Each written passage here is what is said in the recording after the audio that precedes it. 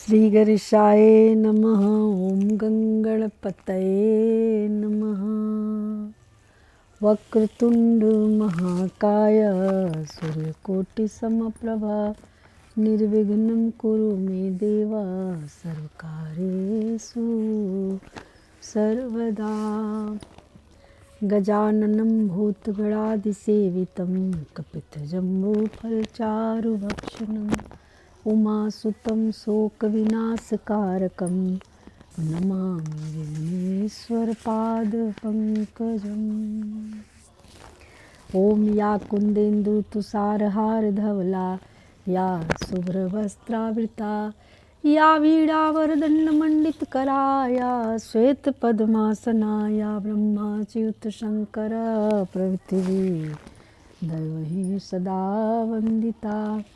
सा मां पातु सरस्वती भगवती निशेषजाड्यापहा। लोकाभिरामं रणरङ्गधीरं राजीवनेत्रं रघुवंशनाथं कारुण्यरूपं करुणाकरं तं श्रीरामचन्द्रं शरणं प्रपद्ये। मनोजवं मारुततुल्यवेगं जितेन्द्रियं बुद्धिमतां वरिष्ठं वातात्मजं वानरयुथमुख्यं श्रीरामदूतं शरणं प्रपद्ये। बोलिए सियावर रामचंद्र भगवान की जय। श्री बालकृष्ण लाल की जय। श्री सद्गुरुदेव की जय। ओम नमः पार्वती पतये हर हर महादेव हर। जय जय श्री राधे श्री राम जय जय राम जय सिया राम जय जय हनुमान। वसुदेव सुतं देवं कंसं चारूरमर्दनं देवकी परमानंदनं कृष्णं वन्दे जगद्गुरुम्। ओम क्लीं कृष्णाय वासुदेवाय हरे परमात्मने प्रणतक्लेशनाशाय श्रीगोविन्दाय नमो नमः। मुरलीधरा मनमोहना हे नंद नंदना श्री राधे माधवा श्री राधे माधवा श्री राधे माधवा। मुरलीधरा मनमोहना हे नंद नंदना श्री राधे माधवा। वह मोद न मुक्ति के मंदिर में जो प्रमोद भरा ब्रज धाम में है, उतनी छवि राशि अनंत कहाँ जितनी छवि सुंदर श्याम में है, जितनी छवि सुंदर श्याम में है। शशि में न सरोज सुधारस में न ललाम कलाभिराम में है, उतना सुख और कहीं भी नहीं जितना सुख कृष्ण के नाम में है, जितना सुख कृष्ण के नाम में है। हरे कृष्ण ही कृष्ण के कीर्तन में मचता रव है घन घोर यहाँ। सुन लो जमुना जल में मुरली ध्वनि का मधुशोर यहाँ। तरु राधे ही राधे पुकारा करे, तरु राधे ही राधे पुकारा करे, खिंचता मन है बरजोर यहाँ। कर प्रेम कोई लख ले उसको रहता अब भी चित चोर यहाँ। किस भांति छुए अपने कर से पद पंकज है सुकुमार तेरा। हरे कृष्ण बसा इन नयनन में अति सुंदर रूप अनूप तेरा। नहीं और किसी की जरूरत है, नहीं और किसी की जरूरत है, हमको बस चाहिए प्यार तेरा। तन पे मन पे धन पे सब पे इस जीवन पे अधिकार तेरा। मुरलीधरा मनमोहना हे नंद नंदना श्री राधे माधवा श्री राधे माधवा श्री राधे माधवा। मुरलीधरा यदि कुंतल केस सवार ही थे तो कपोल पे यूं लटकानन था। जब कज्जल रेख लगा ही लई तिरछे गिरदबान चलानन था। तिरछे गिरदबान चलानन था। पहने पर पीत मनोहर जो घनश्याम उसे लहरानन था। यह सुंदर वेश बना ही लिया इस भांति हमें तड़पानन था। इस भांति हमें तड़पानन था। मुख चंद्र मनोहर देख बिना अब मोहन कुछ सुख होता नहीं। तुम माया के वेश धरो कितने पर अब मैं खाऊंगा धोखा नहीं। सच मानो वियोग में आपके मैं दिन में जागता निसी सोता नहीं। यदि चित्त चुराते नहीं तुम तो इतना कभी भूल के रोता नहीं। मुरलीधरा मनमोहना हे नंद नंदना श्री राधे माधवा। जय श्री कृष्ण। राधे राधे।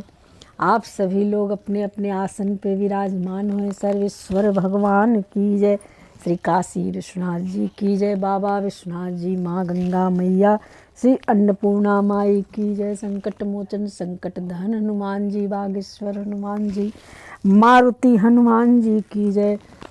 सभी देवी देवता की जय। जय जय श्री राधे, जय जय श्री राधे। श्री भागवत महापुराण की जय। सुख सुधा सागर की जय। व्यास जी भगवान की जय। सुखदेव जी भगवान की जय। जय जय श्री राधे। आइए हम लोग श्रीमद् भागवत महापुराण के पंचम स्कंद का तीसरा अध्याय आज श्रवण करेंगे। तीसरे अध्याय में राजा नाभि का चरित्र है। श्री सुखदेव जी कहते हैं कि राजन, अग्निध्र के पुत्र नाभि के कोई संतान न थी, इसलिए उन्होंने अपनी भार्या मेरु देवी के सहित पुत्र की कामना से एकाग्रता पूर्वक भगवान यज्ञ पुरुष का यजन किया। यद्यपि सुंदर अंगों वाले श्री भगवान द्रव्य, देश, काल, मंत्र, ऋत्विज, दक्षिणा और विधि इन यज्ञ के साधनों से सहज में नहीं मिलते, तथापि वे भक्तों पर तो कृपा करते ही हैं। इसलिए जब भगवान नाभि के श्रद्धापूर्वक विशुद्ध भाव से उनकी आराधना की, तब उनका चित्त अपने भक्त का अभीष्ट कार्य करने के लिए उत्सुक हो गया। यद्यपि उनका स्वरूप सर्वथा स्वतंत्र है, तथापि उन्होंने प्रवर्ग कर्म का अनुष्ठान होते समय उसे मन और नयनों को आनंद देने वाले अवयवों से युक्त अति सुंदर हृदयाकर्षक मूर्ति में प्रकट किया। उनके श्री अंग में रेशमी पीताम्बर था। वक्षस्थल पर सुमनोहर श्री वत्स जी का चिन्ह सुशोभित था। भुजाओं में शंख चक्र गदा पद्म तथा गले में वनमाला और कौस्तुभ मणि की शोभा थी। संपूर्ण शरीर अंग प्रत्यंग की कांति को बढ़ाने वाले किरण जाल मंडित मणिमय मुकुट, कुंडल, कंकण, करधनी, हार, बाजूबंद और नुपुर आदि आभूषणों से विभूषित था। ऐसे परम तेजस्वी चतुर्भुज मूर्ति पुरुष विशेष को प्रकट हुआ देख ऋत्विज, सदस्य और यजमान आदि सभी लोग ऐसे आह्लादित हुए जैसे निर्धन पुरुष अपार धन राशि पाकर फूला नहीं समाता है। फिर सभी ने सिर झुकाकर अत्यंत आदर पूर्वक प्रभु की अर्ध द्वारा पूजा की और ऋत्विजों ने उनकी स्तुति की। ऋत्विजों ने कहा कि पूज्यतम, हम आपके अनुगत भक्त हैं, आप हमारे पुनः पुनः पूजनीय हैं, किंतु हम आपकी पूजा करना क्या जाने। हम तो बार बार आपको नमस्कार करते हैं, इतना ही हमें महापुरुषों ने सिखाया है। आप प्रकृति और पुरुष से भी परे हैं, फिर प्रकृति गुणों के कार्यभूत इस प्रपंच में बुद्धि फंस जाने से आपके गुण गान में सर्वथा असमर्थ हैं। ऐसा कौन पुरुष है कि जो प्रकृति नाम रूप एवं आकृति के द्वारा आपके स्वरूप का निरूपण कर सके। आप साक्षात परमेश्वर हैं। आपके परम मंगलमय गुण संपूर्ण जनता के दुखों का दमन करने वाले हैं। यदि कोई उन्हें वर्णन करने का साहस भी करेगा तो केवल उनके एक देश का ही वर्णन कर सकेगा। किंतु प्रभु, यदि आपके भक्त प्रेम गदगद वाणी से स्तुति करते हुए सामान्य जल, विशुद्ध पल्लव और तुलसी और दूब के अंकुर आदि सामग्री से ही आपकी पूजा करते हैं, तो भी आप सब प्रकार संतुष्ट हो जाते हैं।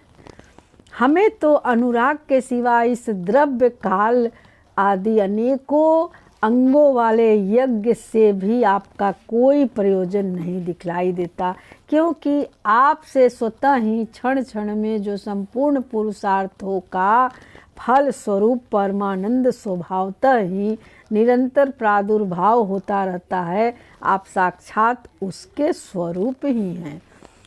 इस प्रकार यद्यपि आपको इन ज्ञान आदि से कोई प्रयोजन नहीं है, तथापि अनेक प्रकार के कामनाओं की सिद्धि चाहने वाले हम लोगों के लिए तो मनोरथ सिद्धि का पर्याप्त साधन यही होना चाहिए। आप ब्रह्मादि परम पुरुषों की अपेक्षा भी परम श्रेष्ठ हैं। हम तो यह भी नहीं जानते कि हमारा परम कल्याण किसमें है, और न हमसे आपकी यथोचित पूजा ही बनी है। तथापि जिस प्रकार तत्वज्ञ पुरुष बिना बुलाए भी केवल करुणावश ज्ञानी पुरुषों के पास चले जाते हैं, उसी प्रकार आप भी हमें मोक्ष संज्ञक अपना परम पद और हमारी अभीष्ट वस्तुएं प्रदान करने के लिए अन्य साधारण यज्ञ दर्शकों के समान यहाँ प्रकट हुए हैं। पूज्यतम, हमें सबसे बड़ा वर तो आपने यही दे दिया कि ब्रह्मादि समस्त वरदायकों में श्रेष्ठ होकर भी आप राजश्री नाभि के इस यज्ञशाला में साक्षात हमारे नेत्रों के सामने प्रकट हो गए। अब हम और क्या वर मांगे प्रभु। आपके गुण गानों का गान परम मंगलमय है। जिन्होंने वैराग्य से प्रज्वलित हुई ज्ञान अग्नि के द्वारा अपने अंतःकरण के राग द्वेष आदि संपूर्ण मलों को जला डाला है, अतएव जिनका स्वभाव आपके ही समान शांत है, वे आत्माराम मुनिगण भी निरंतर आपके गुणों का गान ही किया करते हैं। अतः हम आपसे यही वार मांगते हैं कि गिरने, ठोकर लगने, खाने, छिकने अथवा जम्हाई लेने और संकट आदि के समय एवं ज्वर और मरणादि के अवस्थाओं में आपका स्मरण न हो सकने पर भी किसी प्रकार आपके सकल कलिमल विनाशक भक्त वत्सल दीन बंधु आदि गुण धोतक नामों का हम उच्चारण कर सके। इसके सिवा कहने योग्य न होने पर भी एक प्रार्थना और है। आप साक्षात परमेश्वर हैं। स्वर्ग अपवर्ग आदि ऐसी कोई भी वस्तु नहीं है जिसे आप न दे सकें। तथापि जैसे कोई कंगाल किसी धन लुटाने वाले परम उदार पुरुष के पास पहुंचकर भी उससे भूसा ही मांगे, उसी प्रकार हमारे यजमान ये राजश्री नाभि संतान को ही परम पुरुषार्थ मानकर आपके ही समान पुत्र पाने के लिए आपकी आराधना कर रहे हैं। यह कोई आश्चर्य की बात नहीं है। आपकी माया का पार कोई नहीं पा सकता है और न किसी के वश में ही आ सकती है। जिन लोगों ने महापुरुषों के चरणों का आश्रय नहीं लिया है, उनमें ऐसा कौन है जो उसके वश में नहीं होता। उसकी बुद्धि पर उसका पर्दा नहीं पड़ जाता और विषय रूप विष का वेग उसके स्वभाव को दूषित नहीं कर देता है। देव आप भक्तों के बड़े बड़े काम कर देते हैं। हम मंदमतियों ने कामनावश इस तुच्छ कार्य के लिए आपका आह्वान किया है। यह आपका अनादर ही है, किंतु आप समदर्शी हैं, अतः हम अज्ञानियों की इस धृष्टता को आप क्षमा करें। भगवान से कुछ नहीं मांगना चाहिए। भगवान तो भगवान से भगवान को ही मांगना चाहिए। भगवान आप हमारे हैं, आप ही हम मुझे मिल जाइए। श्री सुखदेव जी कहते हैं कि राजन वर्षाधिपति नाभि के पूज ऋत्विजों ने प्रभु के चरण कमलों की वंदना करके जब पूर्वोक्त स्तोत्र से स्तुति की, तब देवश्रेष्ठ श्री हरि ने करुणावश इस प्रकार कहा। श्री भगवान ने कहा कि ऋषियों, बड़े असमंजस की बात है, आप सब सत्यवादी महात्मा हैं। आपने मुझे यह बड़ा दुर्लभ वर मांगा है मुझसे कि राजश्री नाभि के मेरे समान पुत्र हों। मुनियों, मेरे समान तो मैं ही हूँ, क्योंकि मैं अद्वितीय हूँ। तो भी ब्राह्मणों का वचन मिथ्या नहीं होना चाहिए। द्विज कुल मेरा ही तो मुख है, इसलिए मैं स्वयं ही अपनी अंश काल से आग्नेध्र नंदन नाभि के यहाँ अवतार लूँगा, क्योंकि आपने अपने समान मुझे कोई और दिखाई नहीं देता है। श्री सुखदेव जी कहते हैं कि महारानी मेरु देवी के सुनते हुए उसके पति से इस प्रकार कहकर भगवान अंतर ध्यान हो गए। विष्णु दत्त परीक्षित उस यज्ञ में महर्षियों द्वारा इस प्रकार प्रसन्न किए जाने पर श्री भगवान महाराज नाभि का प्रिय करने के लिए उनके रनिवास में महारानी मेरु देवी के गर्भ से दिगंबर सन्यासी और उद्धर्वरेता मुनियों का धर्म प्रकट करने के लिए शुद्ध सत्यमय विग्रह से प्रकट हुए। यहाँ पे ऋषभ देव जी प्रकट होते हैं। इसके बारे में ये तो यहाँ विश्राम हो जाता है तीसरे अध्याय का, और चौथे अध्याय में ऋषभ देव जो प्रकट हुए हैं उसके बारे में हम लोग श्रवण करेंगे। श्री कृष्ण गोविंद हरे मुरारे नाथ नारायण वासुदेव अच्युतम केशवम कृष्ण दामोदरम राम नारायणम जानकी वल्लभम। जय श्री कृष्ण।